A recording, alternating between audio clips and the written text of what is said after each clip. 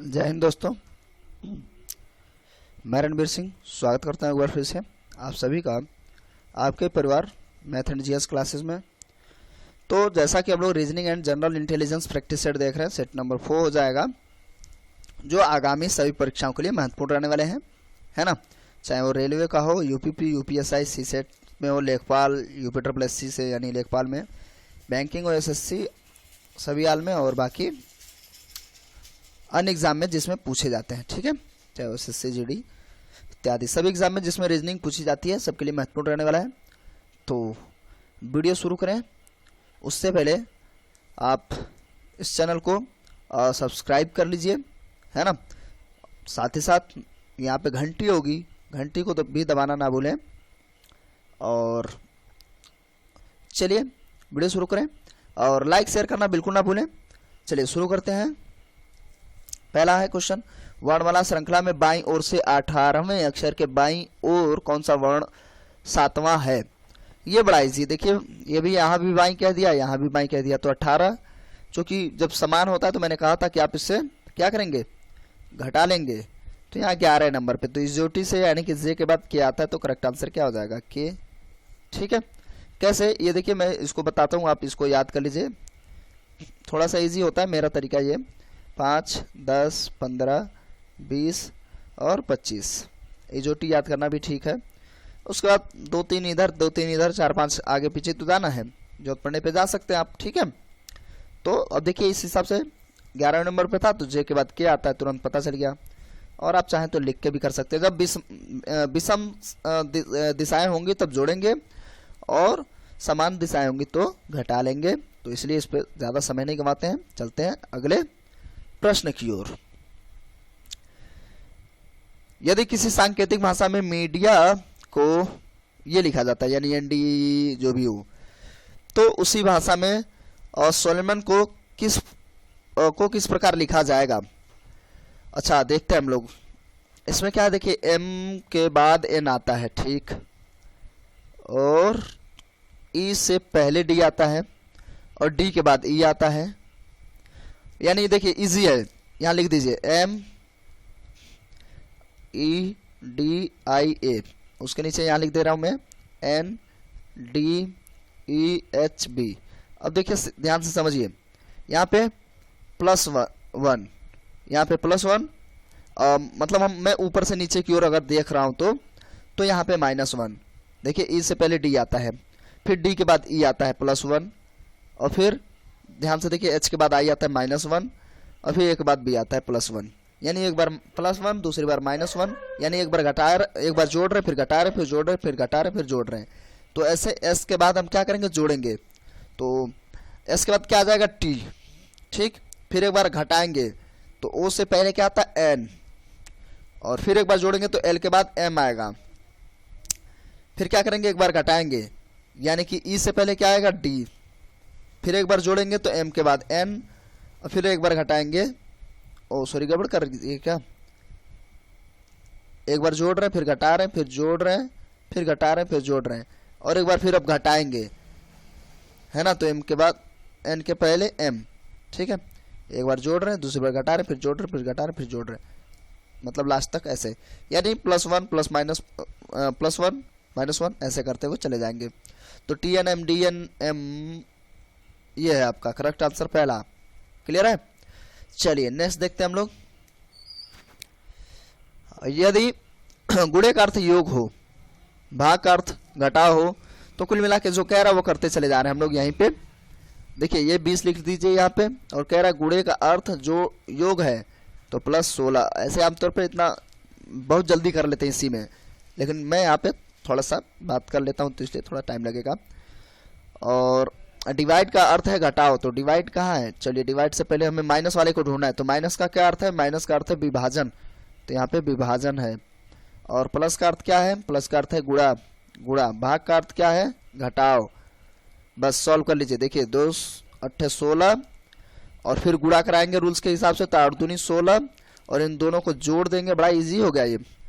16 में 20 जोड़ देंगे यानी कि 36, फिर -8 घटा लेंगे तो आपका बच जाएगा 28। तो करेक्ट आंसर देखिए कहाँ पे है, पहला करेक्ट आंसर हो जाएगा 28, ठीक है। चलिए नेक्स्ट चलते हैं नेक्स्ट वीडियो की ओर। इसको समझते हैं हम लोग। थोड़ा सा ध्यान से देखिएगा, छोटा सा इसमें। नीचे दिए गए प्रश्न के बाद दिए गए दोनों कथनों को पढ़ें और यह बताएं कि प्रश्न का उत्तर देने के लिए कौन सा कथन सही है। कूट वाक्य दे रखा है, सिन लॉ बाय, यानी कि मैं लिखे दे रहा हूँ फटाफट यहाँ पे, इसलिए जगह है। सिन लॉ बाय का अर्थ है ही इज वेल, तो इसका अर्थ क्या हो जाएगा, ही इज वेल। अब यहाँ पे ध्यान दीजिए, हमें कॉमन जैसा ही लेना होता है। उसके बाद में किस कूट शब्द का अर्थ वेल है। ओह, बस इतना अच्छा हमें यहाँ समझना है। इसमें ये कह रहा है कि किस कूट शब्द का अर्थ वेल है। उसी कूट भाषा में लॉ मोट डेट का अर्थ है दे आर वेल। अब देखिए हमें किसका ढूंढना है, बेल का। तो अब हमें सीधी सी बात है, हमें बेल ढूंढ लेना है कि कहाँ कहाँ पे कॉमन मिलता है। तो एक देखिए यहाँ पे बेल कॉमन मिल गया, अभी कॉमन का मतलब पहला मिला है। और दूसरी बात में वेल नहीं मिला है, तो इसका मतलब देखिए दे आर, तो और यहाँ पे क्या है, he is well. He is well है, तो ही इज का क्या हो जाएगा, हम देख लेते हैं। देखिए बाय भी मिल रहा है ही इज वाले में। देखिए ही इज वेल, तो इसमें यहां भी तो है ही इज स्ट्रांग, इसमें सिन माइक बाय, मैं इसको लिख दूं। देखिए इससे ज्यादा रिलेट करेंगे हम लोग। देखिए फिर से है ही इज स्ट्रांग, इसका कोई मतलब नहीं है, इसमें आपस में परिवर्तनी भी होते हैं, कोई दिक्कत नहीं है। तो इसका जो बन रहा है यानी वो बराबर है किसके, और सिन मिक बाय। तो यहाँ पे देखिए सिन माइक कहिए या बाय कहिए, ठीक है, बाय। अब देखिए यहाँ पे ही इज और ही इज कॉमन है, तो देखिए इन दोनों में क्या कॉमन मिल रहे हैं, सिन मिल जा रहा है, सिन मिल गया, उसको कट ही कर लीजिए। बाय मिल गया, बाय मिल गया, इसको भी कट ही कर लीजिए, है ना। ये भी कट हो गया, ये भी कट हो गया, बचा है वेल का लो, और अगर स्ट्रॉन्ग का पूछेगा तो माइक, ठीक है। तो वेल का लो हो जाएगा। अच्छा, इसमें ये पूछा केवल कथन एक सही है जबकि दो सही नहीं है। अच्छा, इसमें निकालने के लिए तो बिल्कुल सही नहीं। देखिए दे आर इसमें है नहीं, दे आर कहाँ हो पाएगा, सिर्फ बेल से थोड़ी पता चल जाएगा, तुक्का तो मारना नहीं है। तो सिर्फ दूसरा सही है, दूसरे से हम काम चला पाएंगे। तो केवल कथन दो सही है जबकि ए नहीं है, तो इसका जो करेक्ट आंसर हो जाएगा दूसरा, ठीक है। तो अब चलते हैं नेक्स्ट। बात समझ गए होंगे आप लोग, ऐसे हम लोग मिलाते हैं, कूट वाचन में ऐसे होता है। नेक्स्ट, यदि गुणे का प्रयोग जमा के लिए, देखिए फिर से सवाल कितना बढ़िया है, सेम टू सेम ऐसे आ जाते हैं तो मजा आ जाता है ना, इजी सा बिल्कुल। तो देखिए क्या कह रहे हैं, गुणे का अर्थ जमा है, तो यानी कि 20 प्लस इतना बड़ा लिखेंगे तो कहाँ आएगा भाई। चलिए मैं यहीं करे ले रहा हूं, गुणे का प्रयोग करेंगे जमा के लिए, तो गुणे का प्रयोग हम लोग कर लेना जमा के लिए, ठीक। भाग का प्रयोग करेंगे घटाने के लिए, तो भाग का घटाने के लिए, और प्लस का प्रयोग करेंगे गुणा के लिए, तो प्लस का प्रयोग करेंगे गुणे के लिए। तो बचा माइनस का प्रयोग करेंगे भाग के लिए, तो भाग के लिए देखिए 4 चक्कू 16, और यहाँ पे है गुणा तो 4 दूनी 8, और फिर जोड़ है तो 20 जोड़ लेंगे यानी 28, 28 में से 8 घटाएंगे, फिर जाके आंसर आ जाएगा 20। तो ये इजी है, कोई दिक्कत नहीं है, आप आराम से कर लेंगे, है ना। तो चलिए अब आगे बढ़ते हैं। इनमें से विषम का चयन करें। देखिए प्रैक्टिस सेट बहुत जरूरी है, समझ रहे हैं। कुछ चीज़ें आपको ठीक ठाक समझ में आएंगी, यानी आप पहले जानते होंगे, कुछ ऐसे मिल सकते हैं जो रेयर हो, अलग हो, या उनको आप भूल रहे हो। तो प्रैक्टिस सेट जरूरी है, देखते रहिए, कौन सा ज़्यादा आराम से देखना ही तो है। इनमें से विषम का चयन करें। अच्छा, विषम कैसे पहचानना पड़ेगा भाई, तो चलिए देखते हैं, हम लोग ट्राई करते हैं। UAIEOCGKOAM।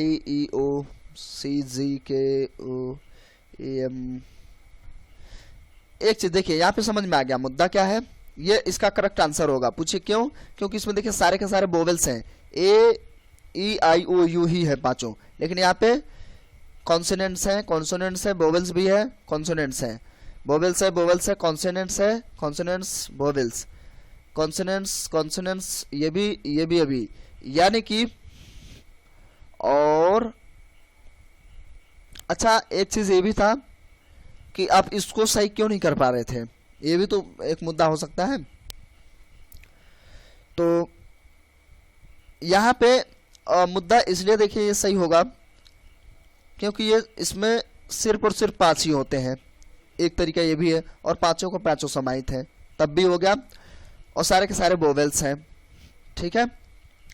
और बाकी में जो है अब इसमें करेंगे सिर्फ कॉन्सोनेंट्स हैं, तो ठीक है भाई कॉन्सोनेंट्स है, लेकिन ये पूरे के पूरे समाहित नहीं है, और इसमें लगभग कॉन्सोनेंट्स थे जो जिसमें कुछ वोवेल्स भी थे।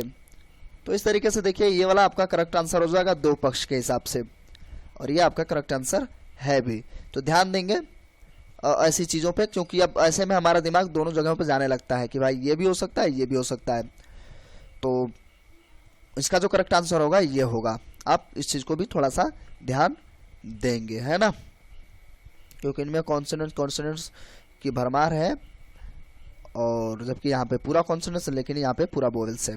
तो वोवेल्स पूरे के पूरे हैं, एक तरीका ये भी है। मैं ये भी कह सकता हूँ कि यहाँ पे वोवेल्स कंप्लीट है और जबकि कॉन्सोनेंट्स कंप्लीट नहीं है, ठीक है। तो कुल मिला के पहला आंसर हो जाएगा। तो ऐसे सवाल आपको देखिए कंफ्यूज कर सकते हैं ना। फिलहाल इसको देखते हैं हम लोग। उस आकृति का चयन करें जो शेष से अलग है। तो चूंकि अच्छा इसमें हम लोग पहले देख लेते हैं, फिर बाद थोड़ी सी। अब देखिए इसमें क्या है, मैंने पहले भी कहा था कि आप जब भी ऐसे सवालों को सॉल्व करें तो सबसे पहले सबसे छोटे यानी कि माइक्रो फिगर की ओर जाया करें। तो एक चीज ध्यान दीजिए, इसका जो झुकाव है यानी कि ये वाला जो है इधर यानी इधर ज़्यादा है, ठीक है। तो जब इधर ज़्यादा है तो इसका ये देखिए ये तल है ना। तो इस तल के अनुसार यदि आप इसको इधर घुमाएंगे या पूरा घुमाएंगे तो भी आप पाएंगे कि इधर नहीं है। जैसे ये वाला है, ये इसका भी अपोजिट होगा, ये वाला देखिए अपोजिट है। और ये सिचुएशन जो है इसको आप ऐसे घुमाएंगे। अब ये वाले सवाल थोड़ा सा यहाँ पे, चलिए इसके लिए मैं व्यवस्था करूंगा। ये देखिए अगर आप इसको यहाँ से ऐसे घुमा रहे हैं क्लॉकवाइज तो घूम जाएगा, और ये वाला जो मुंह था जो नीचे की ओर था अभी भी नीचे की ओर है, ठीक है। फिर आप इसको थोड़ा सा कम ही घुमाइए, जैसे इसको ही घुमा रहे हैं तो सिर्फ 90 अंश घुमाएंगे तो देखेंगे ये भी 90 अंश घूमने के बाद ये वाला जो मुंह है अभी भी इधर ही है, और फिर ये 180 अंश घूमने के बाद भी देखिए इधर ही है, लेकिन ये अपोजिट हो गया। इसको यदि आप इतना घुमाते हैं, पहली बात तो इसको उल्टा करना पड़ेगा, तो इसका उधर जाना चाहिए, ये खाली स्थान यानी ये मोटा वाला भाग इधर नहीं रहना चाहिए था, लेकिन इसमें है बाकी में एक ही रूल्स फॉलो कर रहे हैं कि भाई क्लॉकवाइज घुमा रहे हैं हम लोग, और मोटा वाला भाग एक शेप में बन रहा है। इसको समझ लीजिए जैसे भी करके आप, क्योंकि भाई इसमें जो करेक्ट आंसर होगा वो आपका बी हो जाएगा, ठीक है। करेक्ट आंसर बी, ये ध्यान देंगे, ठीक है। चलिए अब आगे चलते हैं हम लोग। मान लीजिए ए बी की बेटी है। चलिए मान लेते भाई ए क्या है, बी की बेटी है, तो बी को हमें ऊपर रखना चाहिए क्योंकि बी क्या हो जाएगी, माँ हो जाएगी। बी सी की बेटी है, वाओ, अब सी ऊपर ले जाते हैं, ये भी माँ हो गई, तो ये नातिन हो गई, है ना। सी डी का भाई है, सी जो है डी का भाई है, सी डी का भाई है, तो माँ थोड़ी होगी यार, मैंने भी तो मतलब बी सी की बेटी है तो पिता भी तो हो सकते हैं। अब यहाँ क्लियर हो गया कि ये पिताजी ही हैं, क्योंकि डी सी जो है डी का भाई है, तो ये बहन भी हो सकती, भाई भी हो सकती है, भाई भी हो सकता है ना। आगे डी ई की माँ है, डी जो है ई की माँ है, यानी क्लियर हो गया ये इसकी बहन है, इसकी बहन है, ठीक है। रिश्ते जब बराबर होते हैं तो ऐसे ही हम लोग बनाते हैं। पूछा क्या है, यदि ई मादा है, अच्छा ये भी मादा है, तो ए ई से कैसे संबंधित है। अच्छा तो ए ई से कैसे संबंधित है, यानी इन दोनों का रिलेशन पूछ रहा है। अब एक चीज ध्यान दीजिए ये जो है, ये जो है ए बी की बेटी है, यानी ये लड़की है, ये भी लड़की है, ये भी लड़की है ना। अब ए की मम्मी के पिताजी उसके नाना हो गए, नाना जी, और नाना की बहन, नाना की बहन की ये लड़की है, नाना की बहन की ये लड़की है। तो उसको हम लोग क्या कह लेंगे भाई, नाना की बहन की लड़की, जो मम्मी के क्या हो जाएगी, बराबर होगी, या कि इस ई और बी बहने बहने हो जाएंगी ना। तो अब इन दोनों का संबंध ए और ई से कैसे संबंधित है, तो ई से संबंध पूछा है, तो ई इसको क्या कहेगी, बिटिया कहेगी, है ना। तो भाई बहन तो है नहीं, भतीजा कहेगी नहीं, तो भतीजी ही कहेगी, ठीक है, यानी कि भतीजी कहेगी, या यानी कि ये रिश्ता पता नहीं क्या ये कहलाएगा, लेकिन फिर भी भतीजी कहेगी, है ना, ये ई, क्योंकि ई और बी बहनें हो जाएंगी। तो इसका करेक्ट आंसर 2 हो जाएगा। ये आमतौर पे मैं बताऊं, इसको मैं ऐसे ग्राफ आमतौर पे नहीं बनाता हूँ। जब आप ऐसा कुछ हो, आप ग्राफ बनाएंगे तो गलती होने का चांसेस बिल्कुल नहीं होता है, और यहाँ पे आपको समझाना भी था। अगर आपको ऐसे ग्राफ नहीं बनाना है, तुरंत आपको आंसर देना है, तो एक चीज ध्यान दीजिए, जब भी कोई पूछे तो आप तुरंत अपने रिश्ते में चले जाए, है ना, अपने रिश्ते में चले जाए, दादा परदादा चाचा नानी जो भी हैं, आप तुरंत एकदम क्विक आंसर देंगे आप, ठीक है। तो ये थोड़ा सा मेरी तरफ से सजेशन है, ठीक लगे तो एब्जॉर्ब करिएगा, नहीं तो कोई दिक्कत नहीं है, बाकी रूल्स तो है ये। यदि किसी कोड भाषा में क्वाइन को 8574 लिखा जाता है और अंटिल को इतना लिखा जाता है, तो कोकोनट को क्या लिखा जाएगा। अच्छा देखिए, ऐसे में, ऐसे वाले में देखिए, जब ऐसा होता है तो सेम सेम अक्षर मिलने लगते हैं, जैसे सी सी, ओ भी मिल गया, यू भी मिल गया, एन और टी भी मिल गया ना। तो इसका मतलब हमें वहाँ पे कंपेयर करना होता है, जैसे सी ओ आई एन है, तो इसके बराबर में 8 5 7 4, यानी ये इसके बराबर का है, ये इसके बराबर है, ये इसके बराबर है, ये इसके बराबर। आप समझ गए होंगे। यानी सी का क्या हो जाएगा 8, और ओ का क्या हो जाएगा 5, फिर सी का 8, फिर 5 ओ का, फिर एन का, एन देखिए दूसरे नंबर पे, तो दूसरे नंबर पे 4 है, तो 4 आएगा। और फिर क्या है यू, यू कितने नंबर पे, पहले नंबर पे, पहले नंबर पे 9 आ जाएगा। देखिए यहाँ पे यू का 9 है, तो यू का क्या हो जाएगा 9, और टी क्या है, इस पे थर्ड नंबर पे टी का 3 हो जाएगा। तो देखिए 8 5 8 5 4 9 3 कहीं है,